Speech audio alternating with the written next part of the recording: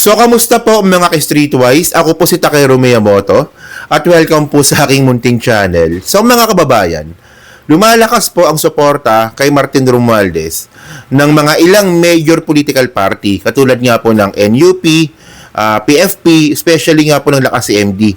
At pati na rin po, majority po ng mga congressman natin, isuportado po ang pagpatuloy ni House Speaker Martin Romualdez para nga po maging Speaker ng Congress. Okay. So, okay na sana yon. So, masaya tayo doon, di ba? Pero, ang nakakatawa kasi dito, no, nilalaban pa rin po ng mga bobo at mga tangang mga DDS yung sinasabi nga po ni Sara Duterte na maging House Speaker po si Pulong. Si Paulo Duterte. Okay. Alam nyo, no, napakababa po talaga ng qualifications. 'Di ba? At saka ng standard nga po ng mga bobong mga DDS. As usual, mga wala naman po talagang alam 'yan. 'Di ba? Ang point dito, ano ba trabaho ng House Speaker? 'Di ba? Pangalan pa lang House Speaker. So siya ang tagapagsalita ng buong Kongreso as an institution. So ang nakakatawa dito, no, paano magiging House Speaker si Paulo Duterte bukod sa manyakis palaging absent? At syempre, pinaka nakakatawa talaga dito, House Speaker nga So, ibig sabihin nun, palagi ka magsasalita. So, paano magiging House Speaker yung bobo mag-English at saka hindi marunong mag-Tagalog? Ano yan? Magbibisaya si Pulong? Naku naman, kayo mga didas naman, konting gamit naman ng utak, mga buwakan ng ina kayo. Anong klaseng utak yung meron kayo? Binababa nyo na lang yung standard ninyo para masustain yung pagiging kulto po ninyo bilang DDS ako. Lupet, di ba? Oh, for example, mga kababayan, ngayon po, si Martin Romualdez nasa ibang bansa ngayon. Ang ganda ng speech niya. Napanood nyo ba? Oh, di ba? So, isipin nyo lang kung si Paulo Duterte ito. Oh, so tingnan nyo, tingnan example ng speech ni Martin Romualdez, no? Panoorin nyo to. Let me be clear.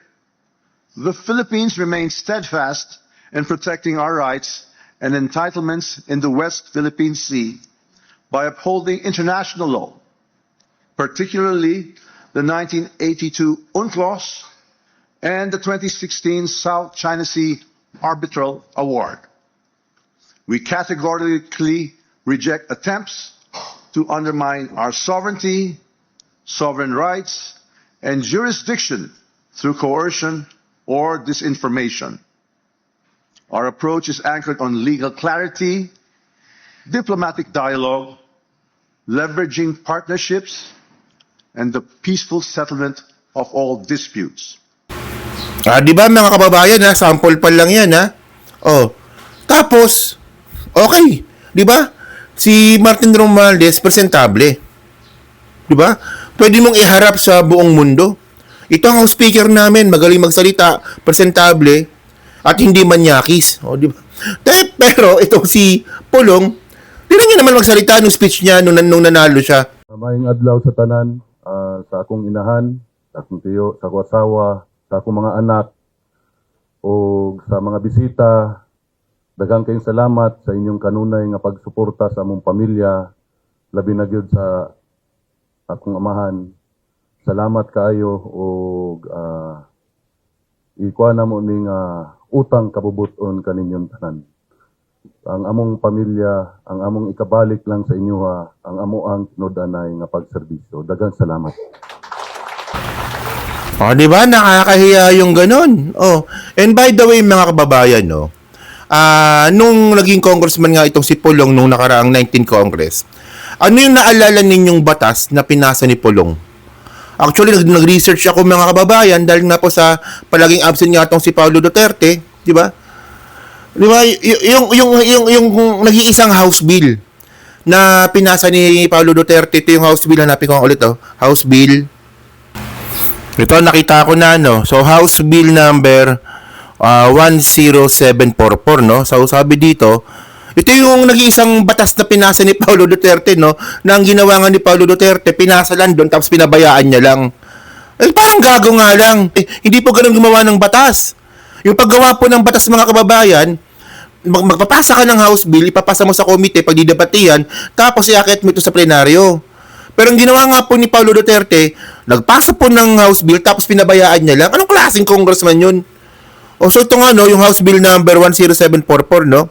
So mandating elected and appointed officials on public officers including President of the Republic of the Philippines to undergo random drug testing through hair follicle, no? 'Di ba? Tanga lang, 'di ba? Actually, ganyan po talaga pag mga DDS, no? Walang ibang alam na mentalidad about sa politika at saka public service kundi droga-droga. Ano yun? Droga-droga. Well, actually, mga babayan, wala namang problema. Diyan po sa hair follicle test po na yan. Okay naman yun. Walang problema yun. Yun nga lang po kasi gagawa-gawa po ng House Bill itong si Pulong. Tapos ang ending naman pala, contradicting, di ba? Doon po sa Constitution natin.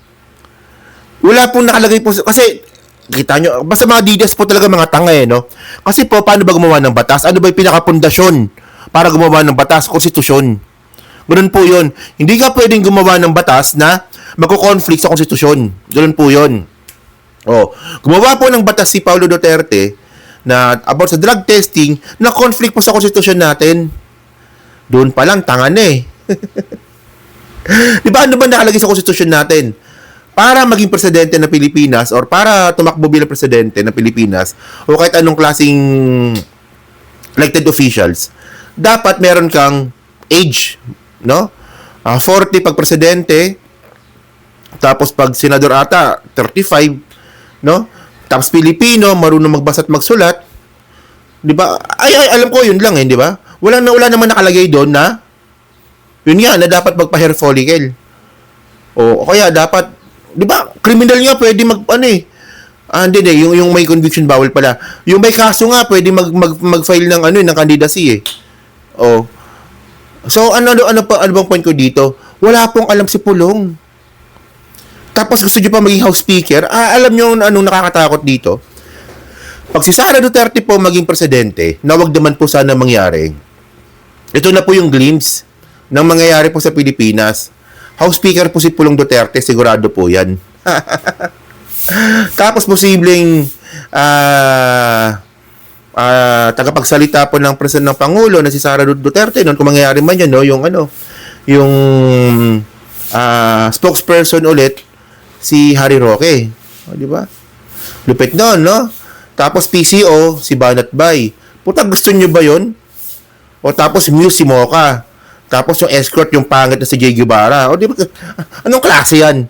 Pero ang point natin dito mga kababayan, ganyan po talaga kabobo, ganyan po talaga katanga. Ito mga hinayupak ng mga DDS po na to.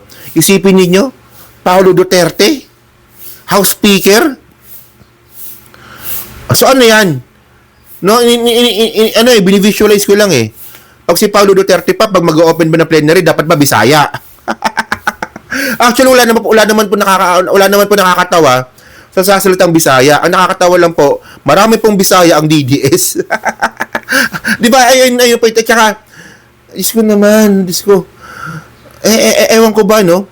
Ako, hindi ko pa narinig o nakita na magsalita po ng diretsong Tagalog o English itong si Paulo Duterte. Tapos House Speaker. Ano yun? Diba? So, tinatawanan lang siya ni Martin Romualdez dito. Actually, nakakatawa yun, ha? Sipin ninyo, ha? Martin Romualdez, magaling magsalita. Di ba? Presentable. Di ba? At syempre, katuwang ng ating presidente. Tapos, Paulo Duterte, no? Walang ibang alam kundi druga-druga. Druga-druga ba? Oo. O, nasulti na ako na tinuod na mag-House Speaker. O, ganun ba? Walang iya talaga itong mga to ng tatanga, no?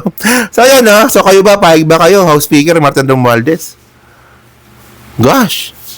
Kadir-dir.